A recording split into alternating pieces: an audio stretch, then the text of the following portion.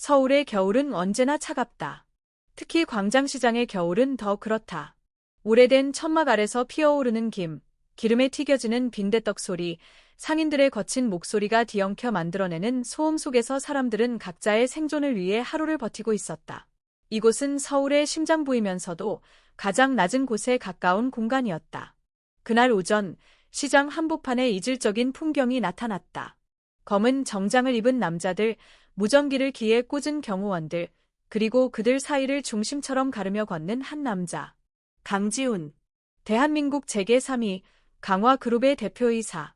사람들은 그를 차가운 차세대 재벌이라고 불렀다. 지훈의 표정은 늘 그랬듯 무표정했다. 그의 눈에는 시장의 소란도, 삶의 냄새도 들어오지 않았다. 오늘 이 방문은 순수한 시찰이었다. 재개발 예정지, 수익성, 철거 일정, 숫자와 계획만이 그의 머릿속을 채우고 있었다. 그때였다. 아저씨.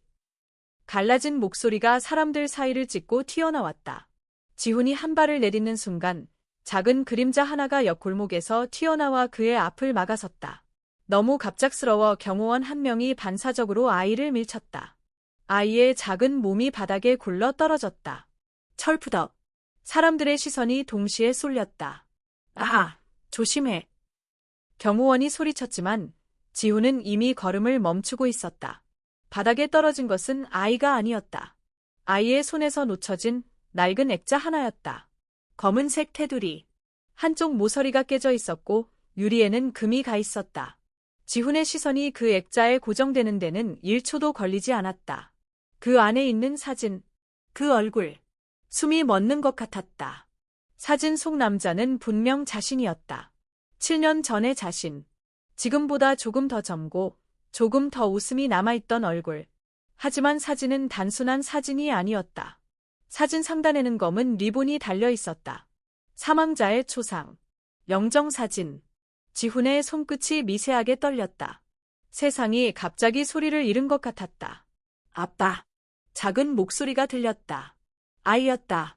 아이는 무릎이 까져 피가 배어 나오는데도 아랑곳하지 않고 바닥으로 기어가 액자를 끌어안았다.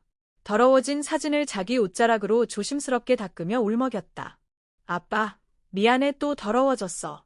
그 말이 지훈의 심장을 그대로 관통했다. 그는 무릎을 굽혀 아이 앞에 앉았다. 경호원이 말리려 했지만 지훈은 손짓으로 그들을 물렸다. 얘야. 목소리가 자신도 놀랄 만큼 갈라졌다. 이 사진 누구야? 아이는 눈물을 가득 머금은 채 고개를 들었다. 그 순간 지훈은 숨을 삼켰다. 아이의 눈. 그 눈은 너무나도 익숙했다. 윤세라. 그의 아내. 7년 전 사고로 죽었다고 믿었던 여자. 아이의 눈은 세라의 눈과 똑같았다. 길게 내려온 속눈썹, 조금 처진 눈꼬리, 울 때 더 선명해지는 그 눈빛까지. 아이는 액자와 지훈의 얼굴을 번갈아 보더니 입술을 떨며 말했다. 아저씨가 우리 아빠랑 너무 닮았어요. 지훈의 가슴이 요동쳤다. 엄마는 아빠가 하늘에 있다고 했어요. 항상 우리를 보고 지켜준다고. 아이는 갑자기 무서운 생각이 들었다는 듯 눈을 크게 떴다. 아저씨, 하늘에서 내려온 거예요. 엄마 찾으러 온 거예요. 그 말에 주변 공기가 얼어붙었다. 그때 날카로운 구두 소리가 들렸다. 지훈 씨, 뭐 하시는 거예요? 한서연이었다. 비싼 코트를 걸친 채 코끝을 찌푸리며 아이를 내려다보고 있었다. 그녀의 눈에는 혐오와 경멸이 섞여 있었다. 이런 애들 조심해야 해요. 요즘 다 계획이에요. 돈 많은 사람 보면 애들 시켜서 사기치는 거예요. 서연은 경호원을 향해 손짓했다. 빨리 치워요. 지훈 씨 옷 더러워지잖아요. 그녀는 아이의 손에 들린 액자를 발끝으로 툭 쳤다. 액자가 다시 바닥에 떨어졌다. 아이는 비명을 지르듯 소리를 냈다. 하지 마세요. 지훈의 눈이 순식간에 차갑게 식었다. 서연 씨. 그는 처음으로 그녀를 그렇게 불렀다. 낮고 단호하게. 차로 돌아가요. 서연은 믿을 수 없다는 얼굴로 그를 보았다. 지훈 씨. 지금. 그 한마디에 서연은 입술을 깨물고 돌아섰다. 그녀의 등 뒤로 분노가 묻어났다. 지훈은 다시 아이를 바라보았다. 너 이름이 뭐야? 아이는 코를 훌쩍이며 대답했다. 강하은이에요. 그 이름을 듣는 순간 지훈의 심장이 멎었다. 자신의 성. 우연일 수 없었다. 지훈은 천천히 일어섰다. 아이에게는 아무 말도 하지 못한 채 경호원들에게 고개를 끄덕였다. 차 안에 앉은 지훈은 눈을 감았다.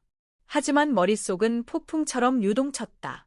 하늘에 있는 줄 알았던 딸이 죽었다고 믿었던 과거가 지금 이 순간 광장시장의 바닥에서 그를 부르고 있었다. 그는 몰랐다. 이 만남이 7년 동안 완벽하게 봉인되었던 지옥의 문을 다시 열게 될 줄은. 그리고 한 아이가 들고 있던 그 영정사진이 곧 대한민국 최고 재벌 가문의 민낯을 세상에 드러내게 될 줄은. 겨울 바람이 시장을 스쳐 지나갔다. 하지만 강지훈의 인생에는 이제 다시는 봄이 오지 않을지도 모른다는 불길한 예감이 스며들고 있었다. 강지훈은 밤늦도록 창밖을 바라보고 있었다. 서울의 야경은 언제나 화려했다. 반짝이는 불빛과 끝없이 이어지는 고층 빌딩들, 그 위를 떠도는 자동차의 헤드라이트는 마치 멈추지 않는 도시의 심장을 보는 듯했다. 그러나 그날 밤, 그 어떤 빛도 지훈의 마음을 밝히지 못했다. 그의 책상 위에는 한 장의 종이가 놓여 있었다. DNA 검사 결과지. 부녀 관계 99.99% 일치. 지훈은 눈을 감았다. 강하은. 낯설지만 너무나 익숙한 이름이었다. 아이의 눈빛, 말투, 심지어 코를 훌쩍이던 버릇까지 모두 윤세라의 그림자를 품고 있었다. 지훈의 머릿속에 7해 전 그 날이 떠올랐다. 그날 세라는 집을 나갔다. 이유도 설명도 없이. 그녀의 차량은 절벽 아래에서 불탄 채 발견되었고 조수석에는 어린아이의 작은 신발 한 짝이 놓여 있었다. 경찰은 단순 사고로 결론지었고 어머니는 말없이 모든 장례 절차를 대신 치렀다. 이제 잊어라. 내 인생은 앞으로가 더 중요해. 그 말을 고지곳대로 믿었던 자신이 지금은 얼마나 어리석어 보이는지 모른다. 지훈은 의자를 밀고 일어섰다. 다음 날 아침 그는 박도윤을 불렀다. 그 아이 지금 어디에 있어? 마포 쪽 임시 거처에서 지내고 있습니다. 어제 화재 이후로 자원봉사자들이 도와주고 있답니다. 그리고 그녀는 도윤은 눈을 피했다가 고개를 끄덕였다. 윤세라 씨, 살아있습니다. 지훈의 숨이 멎을 듯 멈췄다. 그녀를 만나고 싶다. 도윤은 잠시 침묵하다 말했다. 하지만 조심하셔야 합니다. 그녀는 지훈 대표님을 두려워하고 있습니다. 나를. 그녀는 대표님이 모든 일에 배후에 있다고 믿고 있습니다. 버려졌다고 생각하고 계시죠? 지훈은 두 손으로 얼굴을 감쌌다. 그녀가 겪었을 고통이, 외로움이, 오해가 뼛속 깊이 파고들었다. 만나게 해줘. 어떤 식으로든. 그날 오후 지훈은 마포의 한 작은 공동체 센터를 찾았다. 불에 탄 가건물 대신 자원봉사자들이 천막을 치고 임시 쉼터를 운영 중이었다. 그 안에는 세라가 있었다. 그녀는 예전보다 많이 야위어 있었고 왼쪽 눈에는 흉터가 깊게 남아 있었다. 하지만 그 눈빛은 여전히 단단했다. 지훈을 보는 순간 그녀의 몸이 굳었다. 오랜만이야. 지훈의 목소리는 낮고 조심스러웠다. 세라는 한참을 말없이 그를 바라보다 고개를 돌렸다. 돌아가. 여긴 당신이 올 곳이 아니야. 세라야, 나. 지훈씨, 더 이상 그 이름 부르지 마. 그녀의 말은 칼처럼 날카로웠다. 당신 덕분에 나는 죽었다. 내 아이도, 내 삶도. 지훈은 한 걸음 다가갔다. 난 몰랐어. 그날 내가 왜 떠났는지, 왜 연락이 끊겼는지. 정말 몰랐다고. 세라가 처음으로 눈을 맞췄다. 그 눈에는 분노와 상처가 뒤섞여 있었다. 그날 밤 당신 어머니가 날 찾아왔어. 당신은 출장을 갔다고 했고 대신 당신의 뜻이라며 서류를 내밀었어. 지훈은 숨을 삼켰다. 이혼 서류였어. 거기엔 재산 포기 조항과 아이 양육권 없음이 명시돼 있었지. 그건 말도 안 돼. 그게 끝이 아니었어. 그녀는 내게 사진을 보여줬어. 내가 모르는 남자와 함께 있는 사진. 알고 보니 조작된 거더라. 하지만 그때는 나도 믿고 싶지 않았어. 세라의 목소리가 떨렸다. 내가 죽어야 당신 가문의 명예가 지켜지는 거라면 기꺼이 사라질 생각이었어.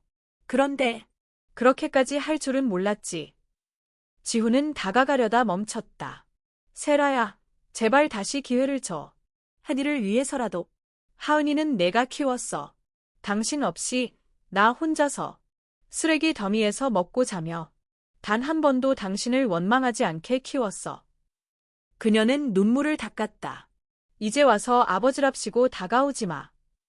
지훈은 말문이 막혔다. 그 순간 한 소녀가 천막 안으로 뛰어들었다. 엄마! 강하은이었다. 세라는 급히 얼굴을 닫고 웃음을 지어 보였다. 우리 하은이 잘 있었어? 응. 엄마 오늘 아프지 않았어. 지훈은 조용히 하은을 바라봤다. 그 눈빛, 그 웃음, 세라와 똑같았다. 하은은 고개를 돌려 지훈을 보았다. 아저씨 어제 그 사람이다. 그녀는 다가와 조심스럽게 물었다. 정말 우리 아빠 맞아요. 지훈은 아무 말도 하지 못했다. 하은이 손에 쥐고 있던 낡은 액자를 바라보며 그는 처음으로 무릎을 꿇었다. 미안하다. 정말 미안해. 하은은 당황한 듯 세라를 바라보았다. 세라는 잠시 침묵하다가 딸의 어깨를 감싸 안았다. 하은아, 이분은 그냥 오래된 아는 사람이야. 우리가 잠깐 인연이 있었던. 그녀의 마른 선을 그었고 그 선 너머에서 지훈은 무너져 내렸다. 그날 밤, 지훈은 세라가 남긴 마지막 말을 떠올렸다. 진실을 원한다면 당신이 먼저 버려야 할 게 있어. 모든 것을. 그는 창밖을 바라보았다. 서울의 야경은 여전히 아름다웠다. 하지만 그의 마음속은 이제 막 어둠 속에서 깨어나기 시작했다.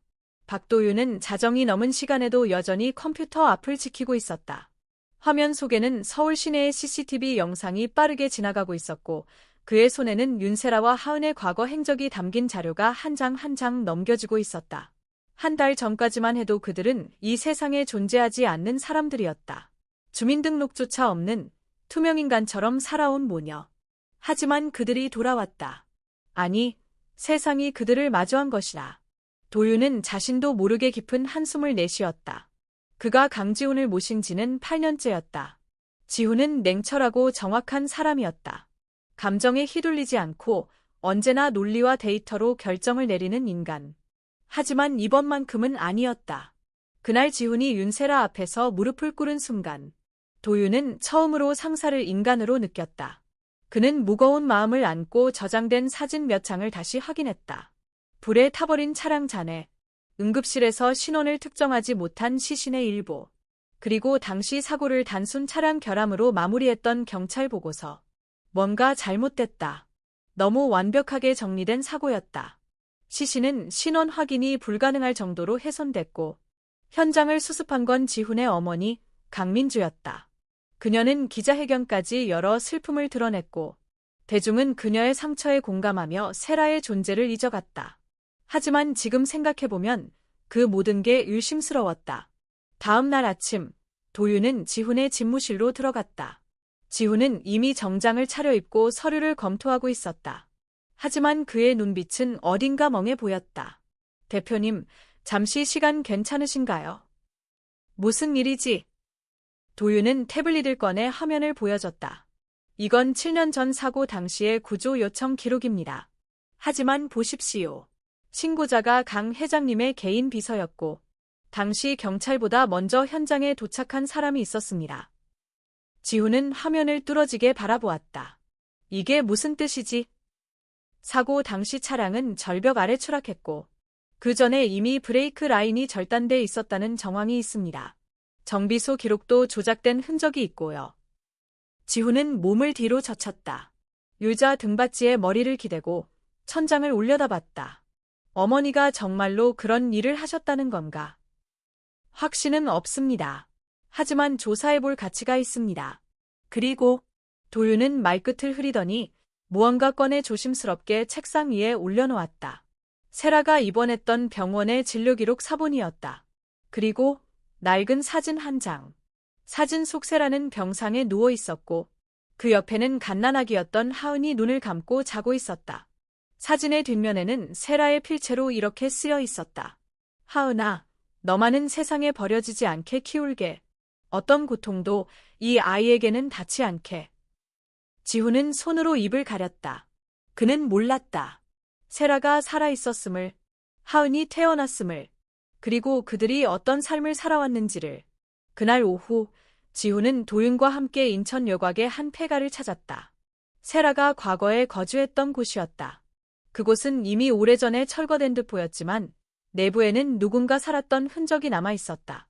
낡은 장롱, 바닥에 깔린 돗자리, 한쪽 구석에 쌓인 아동도서와 알림장.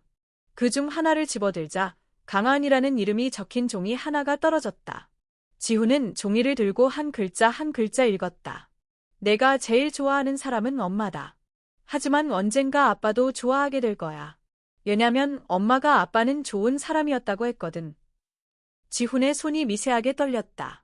그는 조용히 자리에 앉아 종이를 품에 안았다. 그리고 다짐했다. 모든 것을 되돌리겠다고. 어떤 대가를 치르더라도 이 진실을 파헤치고 세라와 하은에게 모든 것을 돌려주겠다고. 그 순간 도윤의 휴대전화가 울렸다. 그는 전화를 받으며 얼굴빛이 굳어졌다. 대표님, 안 좋은 소식입니다. 무슨 일이야? 하은 양이 다니던 임시센터가 오늘 새벽 누군가에게 습격을 받았습니다. 지훈은 벌떡 일어섰다. 세라와 하은은 무사한가? 다행히 피해는 없었습니다.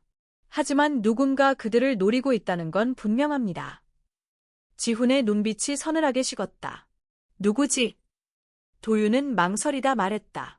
한서연 쪽 인물일 가능성이 있습니다. 그녀가 대표님의 최근 동선을 알아내고 움직인 것 같습니다. 지훈은 숨을 길게 내쉬었다. 이제는 시간이 없었다. 숨길 것도 피할 것도 없었다. 이제 이 싸움은 시작되었다. 강지훈은 단지 진실을 마주하는 것이 아니라 7년 동안 감춰진 모든 어둠과 싸워야 했다. 그리고 그 끝에서 그는 진짜 아버지가 되어야만 했다. 강지훈은 처음으로 자신의 인생이 거대한 거짓 위에 세워졌을지도 모른다는 두려움을 느꼈다. 강화그룹의 후계자, 완벽한 아들, 냉철한 경영자. 그 모든 이름은 진실을 외면한 대가 위에 쌓여 있었는지도 몰랐다. 그는 윤세라를 다시 찾아갔다.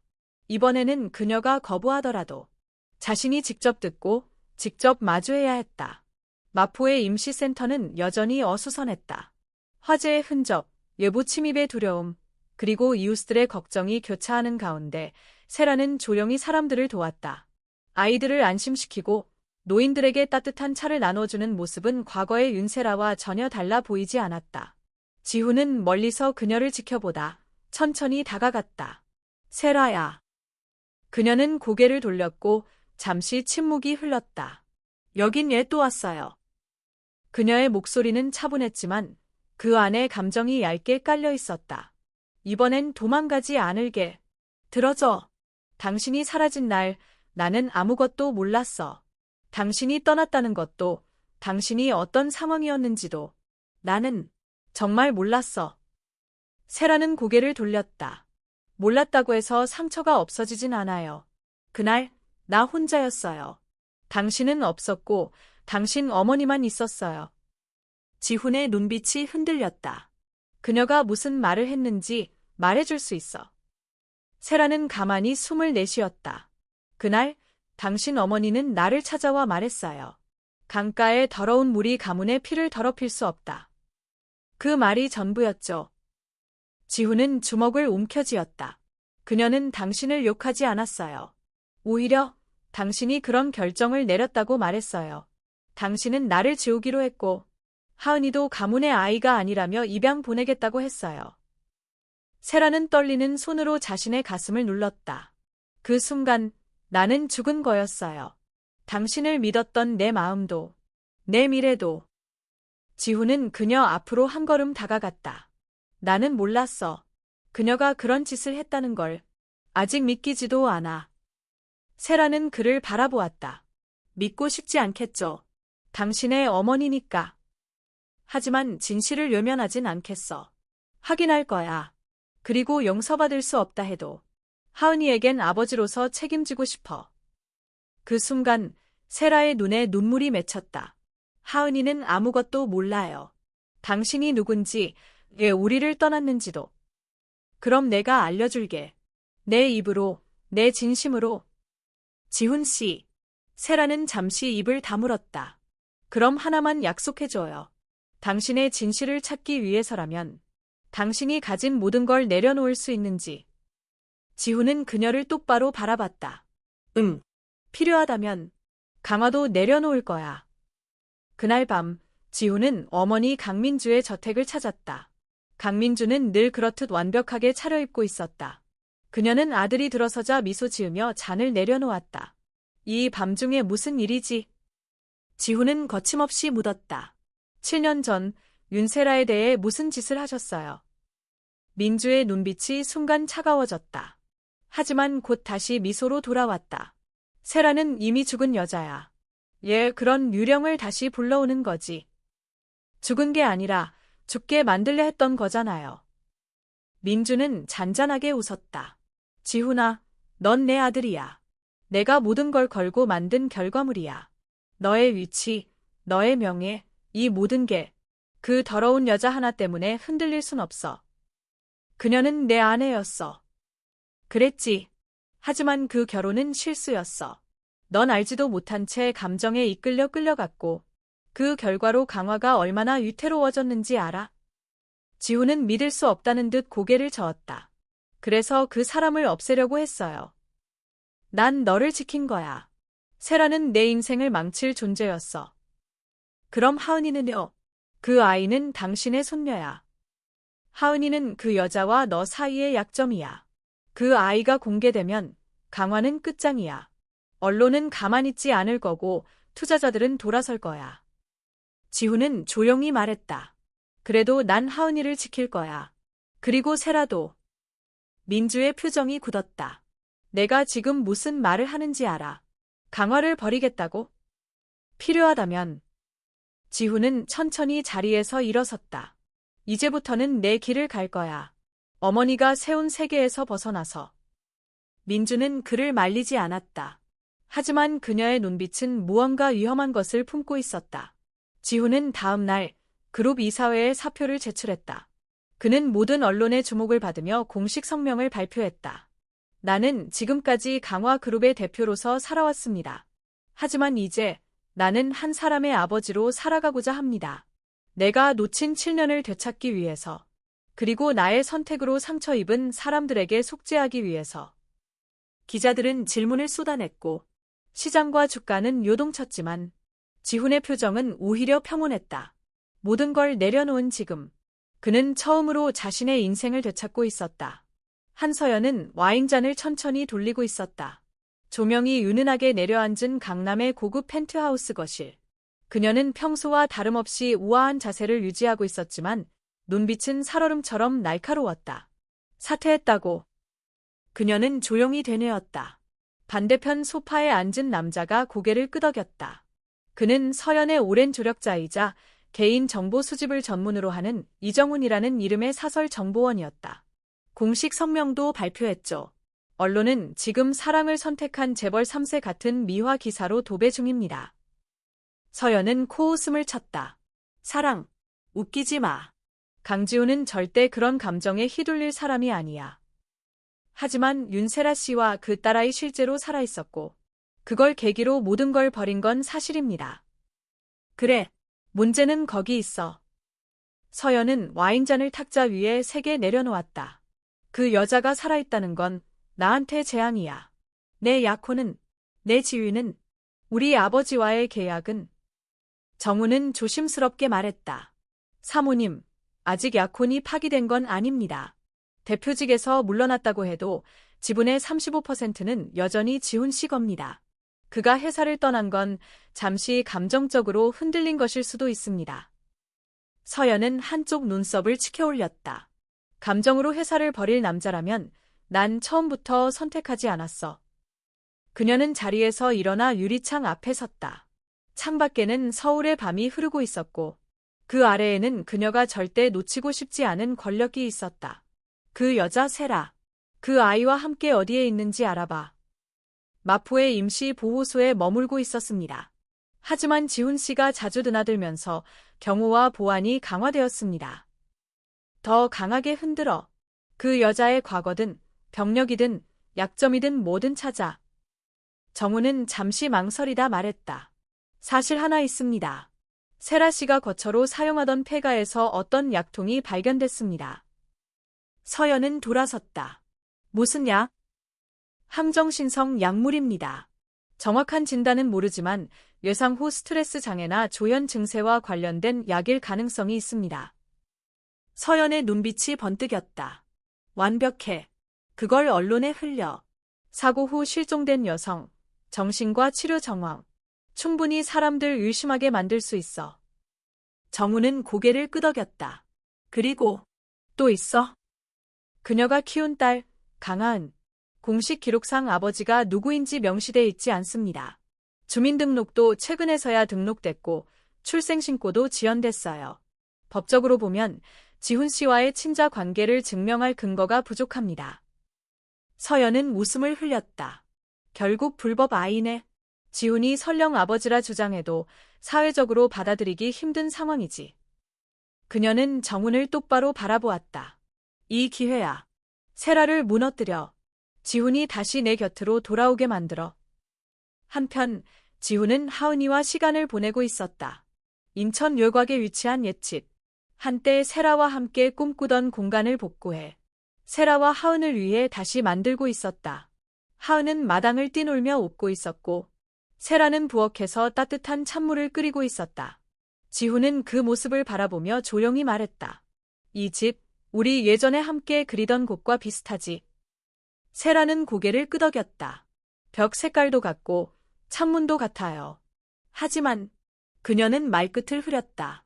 무엇인가 달라졌죠. 나도 알아. 우리가 예전처럼 돌아갈 순 없다는 거. 지훈은 잔을 들며 말을 이었다. 하지만 새로 시작할 수는 있어. 하은이에게는 두 부모가 필요해. 세라는 조용히 미소 지었다. 하은이는 이미 충분히 강해요. 그 아이는 누군가를 탓하지 않고 자랐어요. 그게 내가 해낸 가장 큰 일이에요. 지훈은 고개를 끄덕였다.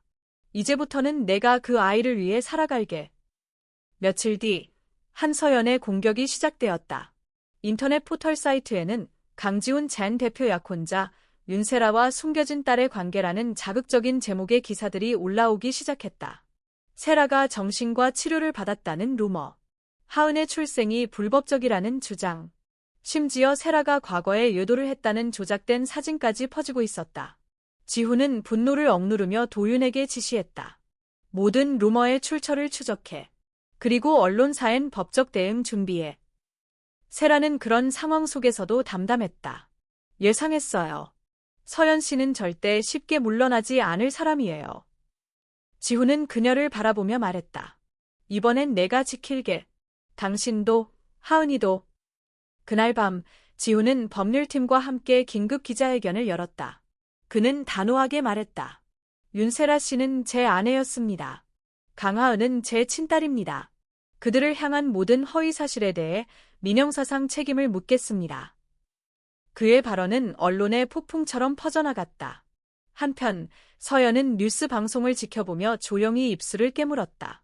이렇게 나올 줄은. 그녀는 이정훈에게 전화를 걸었다. 2단계로 넘어가. 이번엔 직접 움직일 거야. 겨울의 서울은 차가웠지만 그날 새벽은 유난히 바람이 거셌다. 마포의 임시 거처는 조용히 잠든 듯 보였지만 어딘가 불길한 기운이 감돌고 있었다. 세라는 평소보다 일찍 눈을 떴다. 불안한 꿈 때문인지 심장이 두근거리고 가슴 한가운데가 묘하게 쿡쿡 쑤셨다. 그녀는 잠자고 있는 하은의 얼굴을 쓰다듬으며 조용히 속삭였다. 엄마 금방 올게. 밖으로 나간 세라는 천막 주변을 천천히 둘러보았다.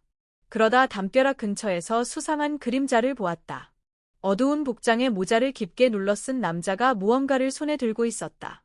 그 순간 강한 연기가 코를 찔렀다. 남자가 기름통을 던지자 불길이 솟구쳤고 마른 천막과 판잣집은 순식간에 불꽃에 휩싸였다. 세라는 비명을 지르며 안으로 뛰어들었다. 하나. 안쪽에서는 사람들이 놀라 비명을 질렀고 이웃들은 허둥지둥 밖으로 뛰어나왔다. 세라는 온몸으로 연기를 뚫고 하은이 있는 구석으로 달려갔다. 하은은 잠결에 깨어났고 곧이어 코를 막으며 요쳤다. 엄마, 불이야. 세라는 딸을 안아들었지만 출구는 이미 화염에 휩싸여 있었다. 그 순간 밖에서 누군가 천막을 거칠게 찢고 들어왔다. 이쪽이야. 박도윤이었다. 그는 손에 담요를 들고 불길 사이로 길을 만들며 둘을 끌어냈다. 어서 나가요. 세라는 하은을 아는 채 숨가쁘게 빠져나왔다. 밖으로 나오자 이미 소방차 사이렌 소리가 들려오고 있었고 자원봉사자들과 주민들은 멘붕 상태였다. 하은은 울음을 터뜨렸고 세라는 아이를 안고 주저앉았다. 괜찮아, 괜찮아, 엄마가 지켰어. 도윤은 불붙은 천막 뒤편을 응시하고 있었다. 거기엔 아직 남아있는 그림자가 있었다. 불길 속에서도 그 남자는 뒤도 돌아보지 않고 빠져나갔고 도윤은 그 뒤를 쫓았다. 그는 골목 끝에서 마주쳤다. 멈춰. 하지만 남자는 칼을 꺼내 들었다. 도윤은 몸을 비틀며 피했지만 팔에 칼날이 스쳤다. 그 순간 총성이 울렸다. 남자의 손에 들린 칼이 바닥에 떨어졌고 다른 방향에서 한 남자가 천천히 걸어 나왔다. 더 움직이면 다시 쏩니다. 그는 신분증을 꺼내 들며 말했다. 서울지방경찰청 강력계 형사 이현우입니다. 당신을 방화 및 살인미수 혐의로 체포합니다. 도윤은 쓰러진 남자를 제압하며 말했다. 당신 왜 여기에? 현우는 짧게 웃었다. 당신이 내 정보원을 뒤쫓을 거라고 예상했거든요. 이건 단순한 가정사 문제가 아니야. 재벌가 내부의 범죄 혐의가 얽힌 사건이라고 본다. 도윤은 고개를 끄덕이며 말했다. 윤세라 씨가 살아있었고 그걸 막으려는 시도가 있었지. 이건 분명 계획적인 범죄야. 같은 시각 지훈은 급히 병원으로 달려왔다. 세라와 하은은 검사 중이었고 도윤은 응급실 앞에서 붕대를 감고 있었다. 지훈은 그에게 다가가며 물었다. 상처는? 깊진 않습니다. 하지만 더 큰 문제는 따로 있어요. 그는 휴대폰 화면을 보여줬다. CCTV 영상에는 한 남자가 센터에 접근해 불을 지르고 도망치는 장면이 담겨 있었다. 이자, 한서연 쪽 인물입니다. 과거 그녀의 가족 회사를 경호하던 인물로 작년까지 비공식 활동을 했습니다. 지훈은 눈을 감았다.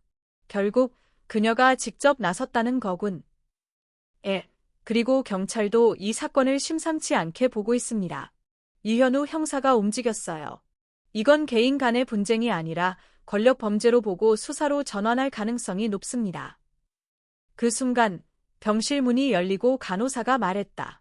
강하은 양, 괜찮습니다. 연기 흡입이 약간 있었지만 큰 문제는 없어요. 어머니도 경미한 화상 외엔 안정적입니다. 지훈은 안도의 숨을 내쉬며 병실로 들어갔다. 세라는 팔에 붕대를 감은 채 하은의 머리를 쓰다듬고 있었다. 하은은 잠든 얼굴로 지친 숨을 내쉬고 있었고 세라는 조용히 눈을 감았다. 지훈은 말없이 그 곁에 앉았다. 미안해. 그의 목소리는 너무 작았지만 세라는 들을 수 있었다. 내가 너희를 위험에 빠뜨렸어. 세라는 고개를 저었다. 우리가 위험에 처한 건 당신 때문이 아니에요. 그 사람들 때문이죠. 우리를 두려워하는 사람들. 지훈은 그녀의 손을 살며시 잡았다. 이제 끝내자, 세라야. 더는 숨지 말고, 피하지도 말고. 우리가 이긴다. 세라는 처음으로 그 말에 조용히 고개를 끄덕였다. 다음 날 뉴스에서는 마포 방화 사건을 긴급 보도했다. 경찰은 용의자의 신원을 공개했고 그와 관련된 인물로 한서연 측 경호업체가 언급되었다.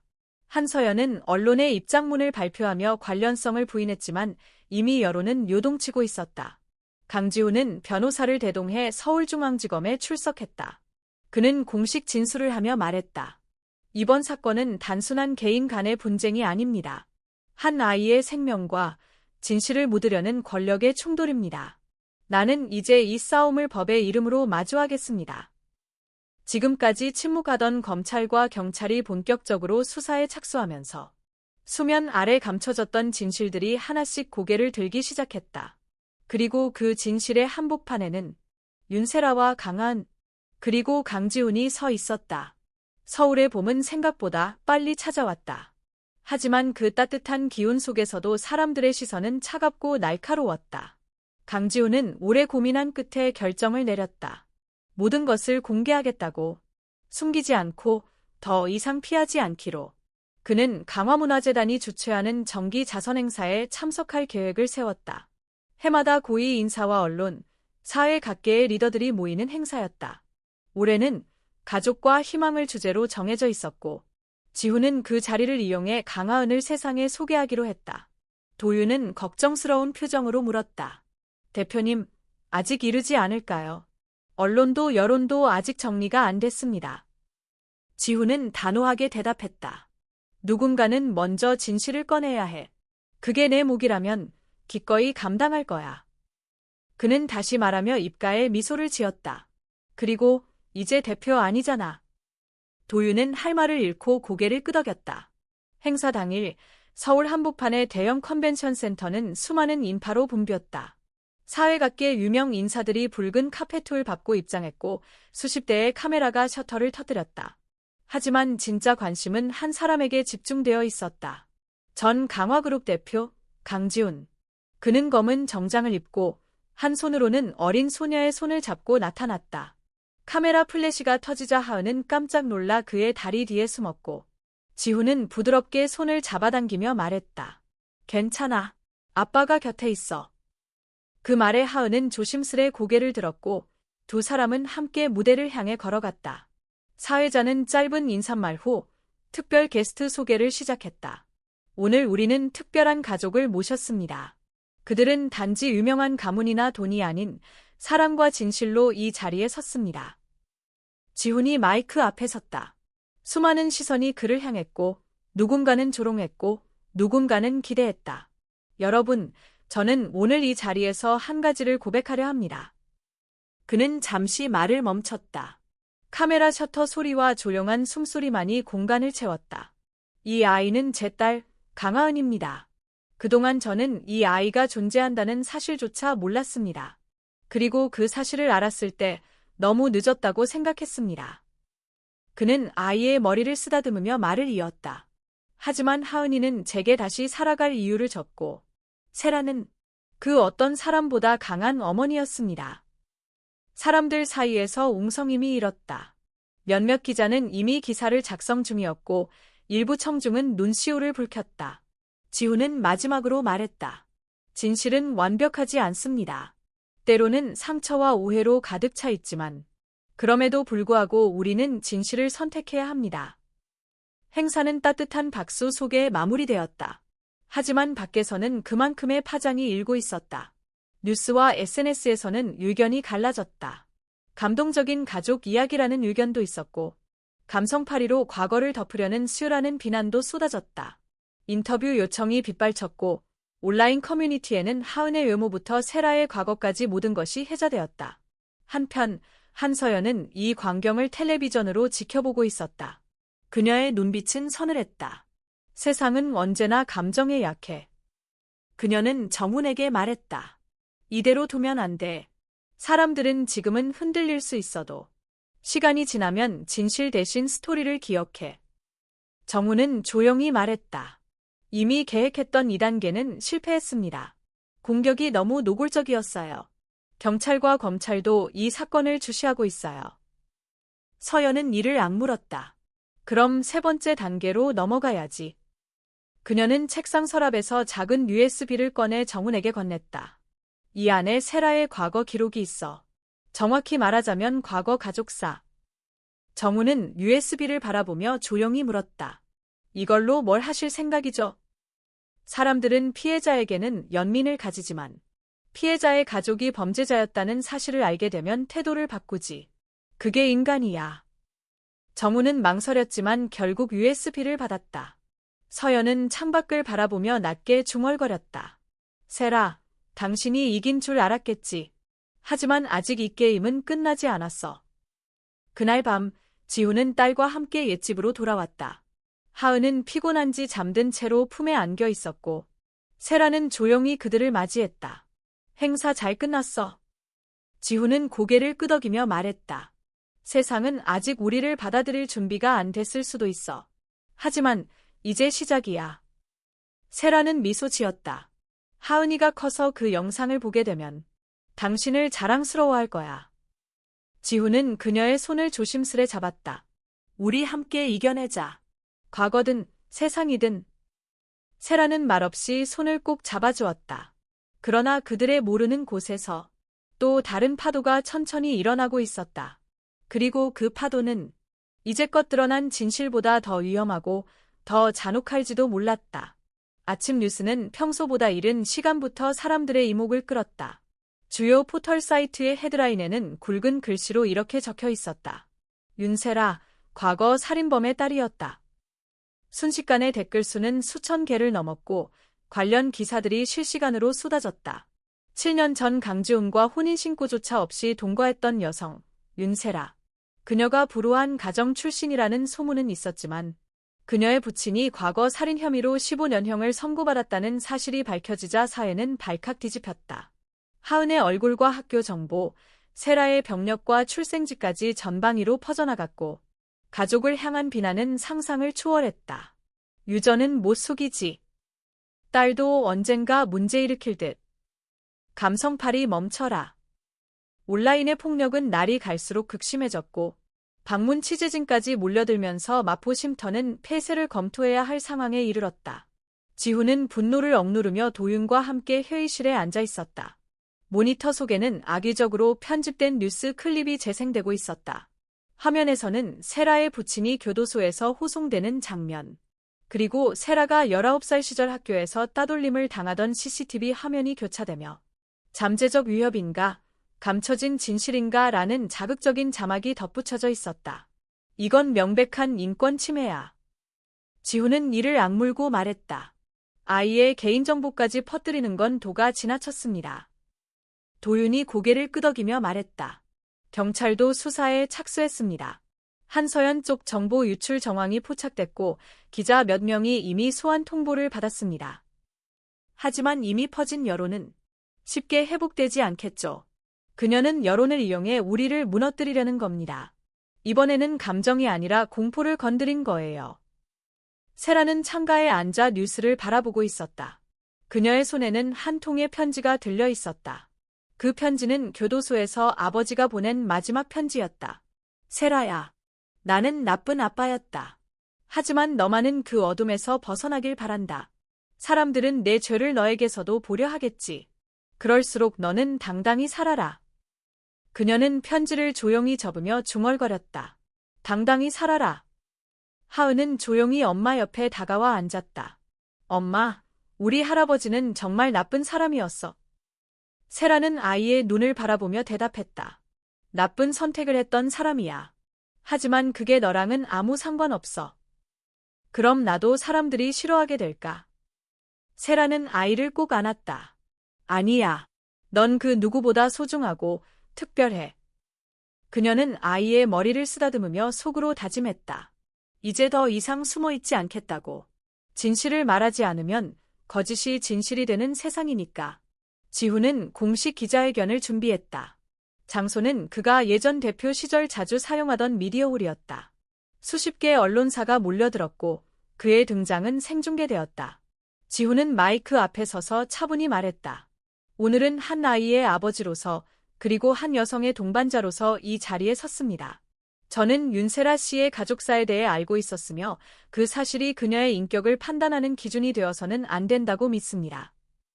그는 이어서 말했다. 사람은 출신이 아니라 선택으로 정의됩니다. 그녀는 누구보다도 치열하게 살았고 아이를 지키기 위해 모든 것을 버렸습니다. 기자들 사이에서 손이 올라왔다. 강 전 대표님, 하은 양이 학교에서 따돌림을 받고 있다는 사실 알고 계셨습니까?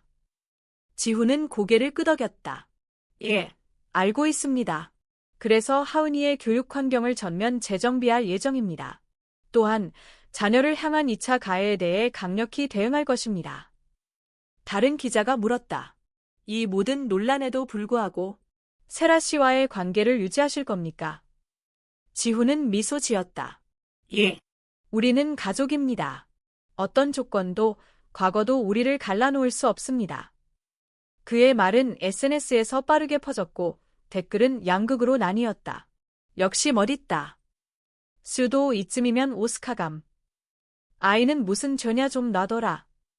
논란은 계속되었지만 한 가지 분명한 건 있었다. 이제 강지훈과 윤세라는 숨지 않았다. 그들은 세상의 중심으로 걸어 나왔고 그 선택은 또 다른 전장을 열었다. 한편 한서연은 더 이상 웃지 않았다. 언론 플레이는 예상보다 빠르게 반격당했고 검찰이 그녀의 측근 몇 명을 수사선상에 올렸다는 사실도 들려왔다. 정우는 그녀를 조심스럽게 바라보며 말했다. 이제 그만하시는 게. 아니. 서연은 낮고 단호한 목소리로 말했다. 이젠 끝장을 봐야 해. 그녀는 서랍에서 다른 파일을 꺼내 정훈에게 던졌다. 강지훈의 계좌, 과거 자산 이동 내역. 그 안에 작은 불법 거래 하나만 있어도 우린 게임을 뒤집을 수 있어. 정훈은 그것을 받아들며 고개를 끄덕였다. 서연의 눈빛은 흔들림 없었다. 이 싸움은 단순한 감정의 영역을 넘어서 있었다. 명예, 권력, 그리고 생존. 모두가 걸린 전쟁이었다. 서울중앙지검 금융범죄수사부는 최근 강화그룹의 과거 자산 이동 내역에 대한 수사에 착수했다. 공식 발표는 없었지만 언론들은 이미 감지하고 있었다. 강지훈, 재임 시절 내부 거래 의혹. 가족사 이어 재정 스캔들. 진흙탕으로 가는 전 대표. 온라인과 방송은 다시 한번 폭풍처럼 들끓었고 이번에는 감성도 가족도 그를 방어하지 못할 것처럼 보였다. 지훈은 변호인단과 함께 회의실에 앉아 있었다. 테이블 위에는 과거 5년치의 회계 자료와 자산 보고서, 내부 결제 서류들이 쌓여 있었다. 주변의 공기는 무거웠고 지훈은 눈을 감은 채 깊은 숨을 쉬었다. 정말로 이런 거래가 있었던 겁니까? 주변에서 한 변호사가 조심스럽게 물었다. 지훈은 고개를 끄덕였다. 예, 있었어요. 하지만 내 지시로 이뤄진 건 아니었습니다. 그때 나는 다른 프로젝트에 집중하고 있었고 이 모든 건 어머니가 관리하던 부문에서 벌어진 일이에요. 도윤이 곁에서 조용히 말을 이었다. 강민주 회장이 직접 서명한 서류도 있었습니다. 하지만 그 사본이 본사 기록에서 삭제됐고 현재는 회장 측이 모든 자료를 폐기했다는 주장을 하고 있습니다. 그럼 증거가 없다면 책임은 지훈 씨에게 돌아가게 됩니다. 또 다른 변호인이 덧붙였다. 대표 시절 발생한 일이므로 공식적으로는 지훈 씨의 책임하에 벌어진 일로 간주될 수밖에 없습니다. 지훈은 고개를 들었다. 숨기지 않겠습니다. 필요하다면 모든 자료를 제출하고 조사를 받겠습니다. 하지만 한 가지는 분명히 해야 합니다. 이건 단순한 재정 문제가 아니라 정치적인 공격입니다. 그는 강민주의 이름을 언급하지 않았지만 모두가 이해하고 있었다. 한편 세라는 딸과 함께 임시 거처를 옮겼다. 언론과 대중의 관심은 여전히 거셌고 하은은 학교에 가지 못한 채 집에서 홈스쿨링을 받고 있었다. 아이의 웃음은 조금씩 줄어들었고 세라는 그게 무엇보다도 마음 아팠다. 그녀는 뉴스 속 지훈을 보며 조용히 중얼거렸다. 당신이 혼자 싸우고 있네요. 하은이 조심스레 엄마에게 물었다. 아빠는 얘 뉴스에 계속 나와. 세라는 아이의 머리를 쓰다듬으며 대답했다. 사람들이 아빠를 힘들게 하고 있어서 그래. 하지만 아빠는 나쁜 사람이 아니야. 그건 언젠가 너도 알게 될 거야. 검찰은 강화그룹의 비자금 운용 의혹을 본격적으로 수사하기 시작했다. 그리고 결정적인 자료 하나가 세간의 이목을 집중시켰다. 5년 전 강화건설이 동남아 지역 개발 사업에 참여하며 현지 정치인과 비공식 자금을 교환한 정황이 포착된 것이다. 해당 문건에는 KMJ라는 이니셜이 서명되어 있었고 일부 금융거래 내역에는 당시 대표이사였던 지훈의 이름도 함께 있었다. 검찰은 지훈에게 비공식 출석 요청을 보냈고 기자들은 구치소 앞에서 진을 치기 시작했다. 그날 밤 지훈은 조용히 어머니 강민주의 집을 찾았다. 그녀는 늘 그렇듯 고급 와인을 따라 마시며 지훈을 맞이했다. 이제 와서 무슨 말을 하러 온 거지? 그 계약서 어머니가 만든 거잖아요. 지훈은 노골적으로 말했다. KMJ. 그건 어머니 이름이지. 내가 알지 못한 거래. 내가 관여하지 않은 자산 이동. 왜 내 이름으로 처리하셨죠? 민주는 여전히 태연한 표정을 유지했다. 넌 몰라도 되는 일이었어. 회사를 지키기 위한 최소한의 조치였고 나는 그때도 너 대신 모든 걸 감당했어. 그건 감당이 아니라 조작이에요. 지훈은 목소리를 낮췄지만 단호하게 말했다. 이젠 멈추세요. 더 이상 당신 뒤에 숨어 있지 않을 겁니다. 민주는 조용히 와인잔을 내려놓았다. 그 여자 때문이야. 윤세라, 그리고 그 아이. 너는 그들을 위해 가족을 버리는 거냐? 그들이 가족이에요. 당신은 단지 권력을 위해 가족을 흉내 내왔을 뿐. 민주의 눈빛이 흔들렸다. 처음으로 그녀는 아들의 말에 반박하지 못했다. 검찰이 당신을 조사하게 될 거예요. 나는 막지 않을 겁니다. 그는 등을 돌려나가며 마지막으로 덧붙였다. 이번엔 정의가 이길 겁니다. 며칠 후 검찰은 강지훈에 대한 1차 소환 조사를 실시했다. 그는 모든 질문에 성실히 답했고 자신에게 불리한 부분도 숨기지 않았다. 언론은 그를 둘러싸고 또다시 양극단의 반응을 보였다. 정직한 전 대표, 조직의 희생양인가? 재벌가, 뿌리부터 썩었다. 하지만 이번엔 그를 향한 응원의 목소리도 분명히 존재했다. 그중 하나는 전혀 예상치 못한 곳에서 왔다. 경찰 내부의 한 간부가 익명 인터뷰에서 말했다. 강지훈은 과거 경찰청과 협력하여 일부 재벌 비리 제보에 참여한 바 있습니다. 그는 단지 이용당했을 뿐입니다. 그 말은 곧바로 사회적 반향을 일으켰다. 진짜 범인은 따로 있다는 주장과 함께 강민주 회장을 겨냥한 기사들이 서서히 등장하기 시작했다. 지훈은 아직 법적으로는 수사 대상자였지만 세상의 시선은 점점 다른 방향을 향하고 있었다. 그리고 그 순간 지훈은 알았다. 이 싸움의 마지막은 더 이상 자신만의 싸움이 아니라는 것을. 가을의 끝자락, 서울 하늘은 맑고 높았다. 강지훈은 법원의 최종 심문을 앞두고 있었다. 강화그룹 재정 스캔들에 대한 검찰 수사가 마무리 단계에 들어서며 그의 기소 여부를 결정짓는 날이 다가온 것이다. 하지만 분위기는 처음과는 달랐다. 검찰은 강민주 회장을 별건으로 기소했고 자금 유용과 증거인멸 혐의에 대한 명백한 자료가 확보되었다. 전직 감사팀장의 자백, 삭제된 서버의 복구, 그리고 내부 고발자들의 진술이 결정적인 역할을 했다. 그 중심에 지훈이 있었다. 그는 단 한 번도 자신의 책임을 회피하지 않았고 모든 과정을 정직하게 마주했다. 최종 공판날, 법정은 취재진과 방청객으로 가득 찼다. 지훈은 조용히 변호인의 옆에 앉아 있었다. 판사는 천천히 판결문을 읽기 시작했다. 피고인 강지훈은 강화그룹의 전 대표로서 일부 자산 이동 및 내부 거래에 대해 관리 책임을 다하지 못한 점은 인정됩니다. 하지만 명백한 지시 및 공모 정황이 없으며 잦은 신고와 수사 협조, 그리고 내부 고발로 이어진 공익적 행위는 감경 사유로 충분합니다. 법정은 잠시 조용해졌고 판사의 마지막 말이 울렸다. 이에 따라 본 재판부는 피고인에게 무죄를 선고합니다. 지훈은 눈을 감았다. 모든 소음이 사라지고 마음속에서 조용히 무너져 내리던 불안이 가라앉는 듯했다. 법정을 나서자 햇살이 부드럽게 비쳤다. 세라와 하은이 먼 발치에서 그를 기다리고 있었다. 하은은 그를 보자마자 아빠, 라고 요치며 달려왔다. 지훈은 아이를 안으며 웃었다. 세라는 조용히 다가와 말했다. 고생했어요. 지훈은 그녀의 눈을 바라보며 말했다. 당신 덕분이에요. 도망치고 싶을 때도 있었지만 당신과 하은이가 있었기에 버틸 수 있었어요. 세라는 그 말에 조용히 눈을 감았다. 이제 다시 시작할 수 있을까요?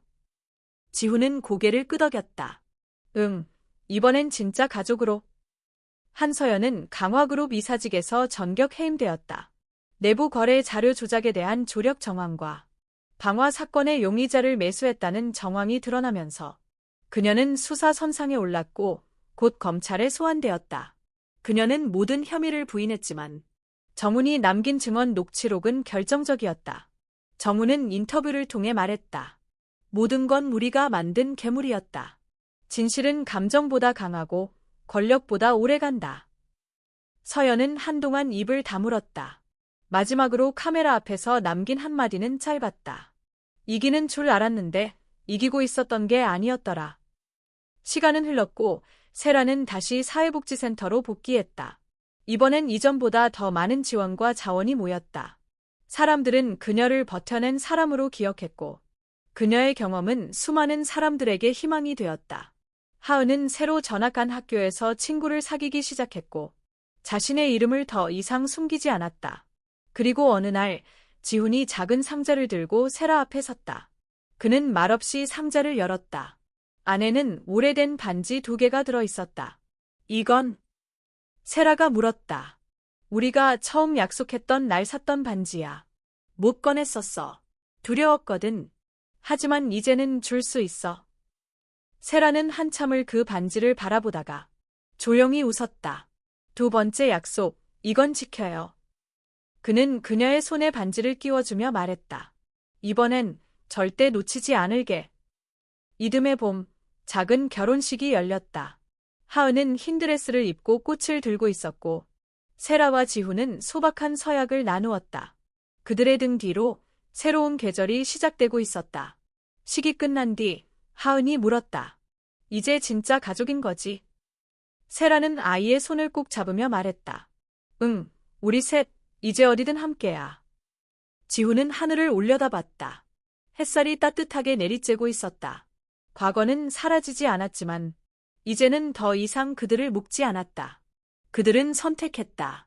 도망이 아닌 마주함을, 부정이 아닌 진실을, 두려움이 아닌 사랑을.